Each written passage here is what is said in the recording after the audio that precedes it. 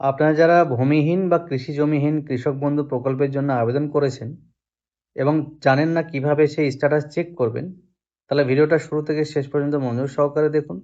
আপনার হাতে থাকা মোবাইল দিয়ে 1 মিনিটেরও কম সময়ে সেই স্ট্যাটাস আপনারা চেক করতে পারবেন। ভিডিওটা ভালো লাগলে অবশ্যই লাইক করে বন্ধু আত্মীয় পরিজনদের সঙ্গে শেয়ার করবেন। ফেসবুক থেকে দেখলে প্রোফাইলটিকে ফলো এবং ইউটিউব থেকে দেখে থাকলে চ্যানেলটিকে সাবস্ক্রাইব করে বেল নোটিফিকেশন অন করে রাখবেন, যাতে ভবিষ্যতে এরকমের ইনফরমেশনাল আপডেটগুলো আপনাদের সবার আগে দিতে পারি।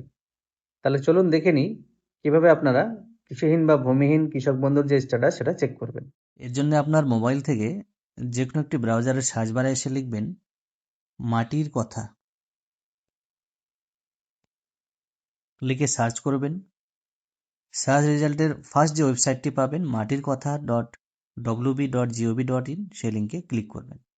ওয়েবসাইটটিতে ক্লিক করার পর একটুখানি সময় লাগতে পারে, কারণ এই ওয়েবসাইটের যে সার্ভার সেটা একটু স্লো রয়েছে, তাই আপনারা একটু হাতে সময় নিয়ে কাজটি করবেন।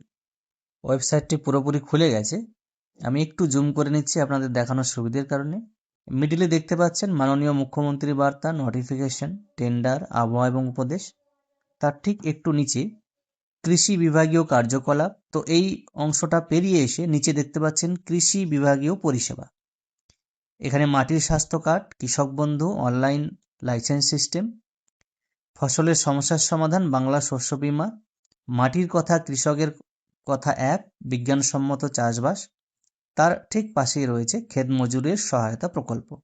তো আমরা এই ক্ষেত মজুরের সহায়তা প্রকল্প এখানে ক্লিক করব। এখানে ক্লিক করার সঙ্গে সঙ্গে নেক্সট একটা পেজ ওপেন হয়ে যাবে।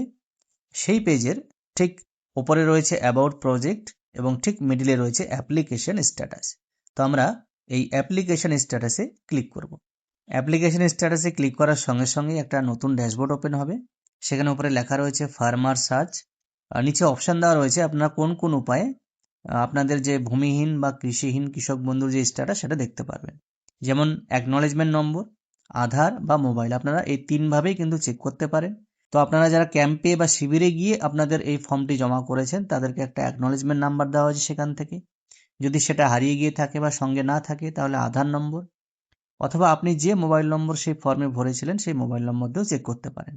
তো আপনারা আপনাদের অ্যাকনলেজমেন্ট, আধার কিংবা মোবাইল নম্বর এন্ট্রি করে সার্চে ক্লিক করবেন, তাহলে আপনারা আপনাদের সেই স্ট্যাটাস দেখতে পাবেন।